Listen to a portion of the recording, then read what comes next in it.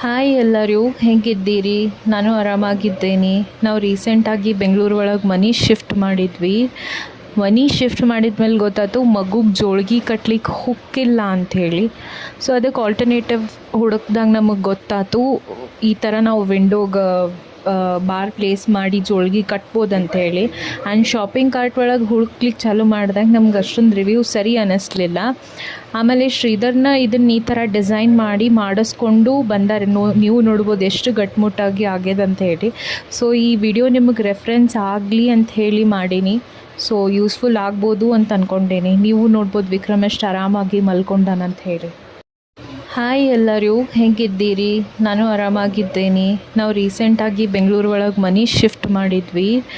ಮನೆ ಶಿಫ್ಟ್ ಮಾಡಿದ್ಮೇಲೆ ಗೊತ್ತಾಯ್ತು ಮಗುಗೆ ಜೋಳ್ಗಿ ಕಟ್ಲಿಕ್ಕೆ ಹುಕ್ಕಿಲ್ಲ ಅಂಥೇಳಿ.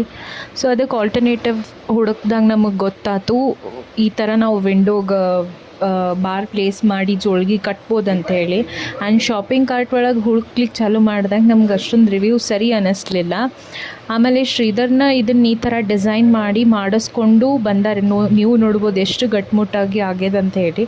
ಸೊ ಈ ವಿಡಿಯೋ ನಿಮಗೆ ರೆಫರೆನ್ಸ್ ಆಗಲಿ ಅಂತ ಹೇಳಿ ಮಾಡೀನಿ. ಸೊ ಯೂಸ್ಫುಲ್ ಆಗ್ಬೋದು ಅಂತ ಅಂದ್ಕೊಂಡೇನಿ. ನೀವು ನೋಡ್ಬೋದು ವಿಕ್ರಮ್ ಎಷ್ಟು ಆರಾಮಾಗಿ ಮಲ್ಕೊಂಡಾನಂತ ಹೇಳಿ.